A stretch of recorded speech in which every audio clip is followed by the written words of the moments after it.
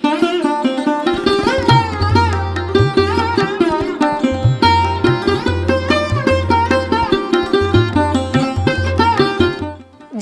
ചിന്തകൾക്ക് അതീതമായി മനുഷ്യനെ കാണണമെന്നുള്ള ഏറ്റവും വലിയ തത്വമാണ് ശ്രീനാരായണ ഗുരുദേവൻ മാനവരാശിക്കായി പകർന്നു നൽകിയത്.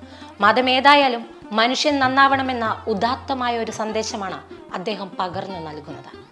മതങ്ങൾ എല്ലാ കാലവും മനുഷ്യനെ പഠിപ്പിച്ചത് സ്നേഹത്തിന്റെയും നന്മയുടെയും സിദ്ധാന്തമായിരുന്നു. എന്നാൽ അത് ക്രമേണ മാറുകയും മതം തീവ്രമായ അവസ്ഥയിലേക്ക് മനുഷ്യനെ ഭിന്നിപ്പിക്കാനുള്ള കേവലമായ ഒരു അവസ്ഥയാണെന്നുമായിരുന്നു പലരും ധരിച്ചു പോന്നത്. അതിന്റെ ഫലമായി മനുഷ്യനെ കണ്ടാൽ അറിയാത്ത സ്ഥിതിയായി മാറി.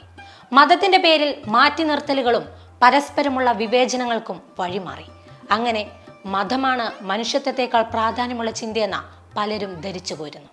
ഇപ്പോഴും മാറ്റമില്ലാതെ തന്നെയാണ് മതചിന്തകൾ സമൂഹത്തിൽ വേരൂന്നിയിരിക്കുന്നത്. മതത്തിൽ നിന്ന് നന്മയുടെ അംശം നഷ്ടപ്പെട്ടപ്പോൾ സഹോദരന്മാരെ പോലെ ജീവിക്കേണ്ടവർ പരസ്പരം ആയുധങ്ങൾ എടുത്തുകൊണ്ട് പാതയോരങ്ങളെ ചോരക്കളമാക്കി മാറ്റി.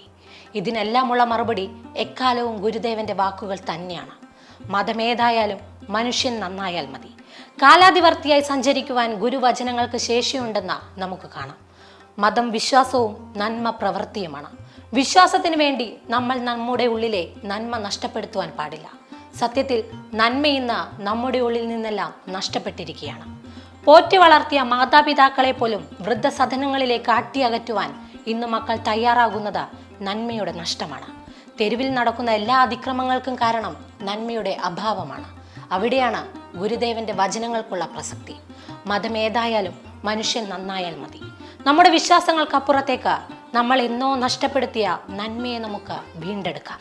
ഗുരുദേവന്റെ ആശയങ്ങൾ നെഞ്ചോട് ചേർക്കാം.